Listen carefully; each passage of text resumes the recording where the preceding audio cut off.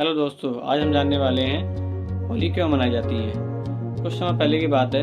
हिरण्यकश्यप नाम के एक व्यक्ति थे और उन्होंने भगवान ब्रह्मा जी की बहुत पूजा की और ब्रह्मा जी खुश हुए। खुश होने के बाद में उनको वरदान देते हैं और वो वरदान में ये मांगते हैं कि मुझे ना कोई पृथ्वी पर, ना कोई आकाश पर, ना कोई दिन में, ना कोई रात में, ना कोई अस्त्र, ना कोई शस्त्र से मुझे मार सके, ऐसा वरदान दीजिए। तो ब्रह्मा जी वरदान दे देते हैं।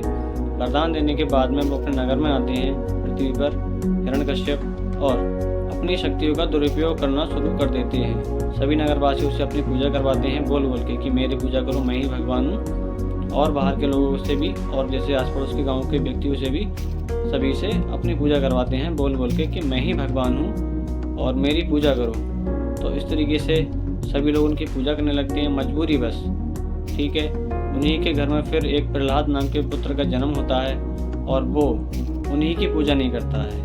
ठीक है, तो इस चीज़ को देखते हुए हिरण्यकश्यप को बुरा लगता है कि मेरे घर में रहने वाला व्यक्ति मेरी ही पूजा नहीं कर रहा है और बाकी सभी लोग बाहर के कर रहे हैं। वो कहते हैं कि मैं ही भगवान हूँ। हिरण्यकश्यप जी ये बोलते थे कि मैं ही भगवान हूँ, लेकिन प्रहलाद कहता था कि नहीं, आप भगवान नहीं हो, भगवान ऊपर है। ठीक है, तो वो विष्णु जी की बहुत पूजा करते थे प्रहलाद जी। और कुछ समय बाद जब बहुत अनबन हुई और प्रहलाद जी के बीच में और उनके पिताजी के बीच में, मतलब हिरण्यकश्यप के बीच में, तो फाइनली उन्होंने क्या किया कि उनकी जो बहन थी होलिका, हिरण्यकश्यप की बहन जो थी होलिका, उनसे कहा कि इनको आप मार दो। मतलब उनको ये वरदान मिला हुआ था होलिका जी को कि वो जला सकती हैं, मतलब अग्नि से नहीं जलेंगी। अब उन्होंने क्या किया, प्रहलाद को जलाने का प्रयोजन बनाया। पहले भी बहुत सारे प्रयास किए हिरण्यकश्यप ने, प्रहलाद को मारने के सारे प्रयास विफल रहे।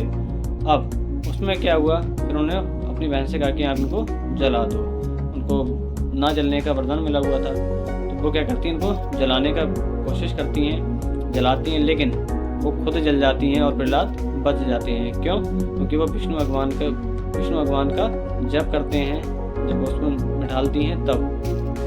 तो इस कहानी से अगर हम सीखना चाहें तो दोस्तों ये बात सीख सकते हैं कि अगर हमारे पास में पावर ज़्यादा है, चाहे वो पैसे की हो, चाहे वो शरीर की हो, किसी भी तरह की पावर हमारे पास ज़्यादा हो सकती है, उसका मिसयूज नहीं करना चाहिए, गलत प्रयोग नहीं करना चाहिए।